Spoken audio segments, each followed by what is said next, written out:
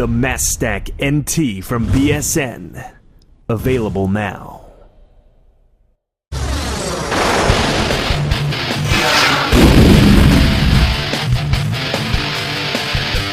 This is Dave Palumbo with RxMuscle.com. I'm here at the 2010 Phoenix Pro Show. I'm here in my hotel room the night before the show with female bodybuilding competitor Zoa Linsey, all the way from Japan. Hi, Dave. How you doing? Good. You're a hard girl to get in touch with, being all the way over there in the... Like 15-hour time difference.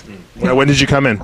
I came in about a week and a half ago to Portland, Oregon, and stayed with my coach, Noel, just to get the time change worked out and get the water out. And coming from Japan and living there, how hard is it to diet over there? Do you have all the foods and everything you need? Got a grocery store on base, and so I just do the chicken and my normal staples of dieting, and I can't really eat off base because they eat small strips of pork and fat with noodles. I mean, the reason why the Japanese are thinner, I think, is just because they have smaller portions, not necessarily. I would starve on their portions, definitely. Yeah, Joseph gets like five, 5 portions every 30 minutes. Yeah, that's right. Let me ask you this question, because you probably, of all the people who turned pro last year, were probably one of the biggest, largest girls, and a lot of people said that this is someone who can compete on a pro stage, and I know we talked about that after you won the North American. Yeah, it was my fault. I billed you for that. Somebody said that. Yeah, somebody. It was me. So... having said that, now you're here at the Phoenix Pro. You're going to be standing on stage against some seasoned Olympia competitors, Betty Pariso and Yakseni Orquin. How do you feel?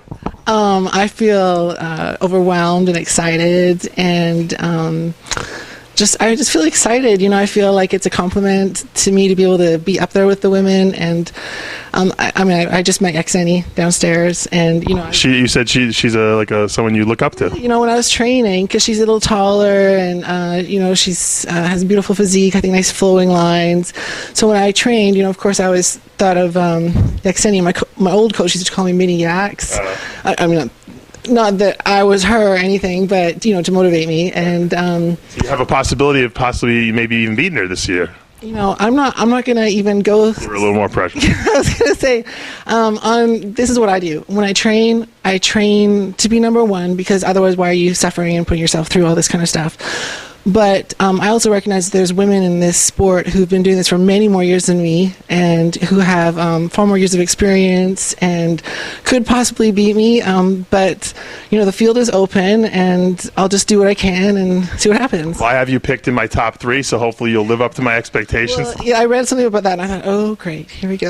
No, I take it as a compliment that many people support me, but I tend to like to just sit in the background and do my work, and we'll let the judges decide tomorrow. And top 3 goes to the Olympia, and then you have the Arnold next week, of course. If you do qualify, will we see you in Vegas in September?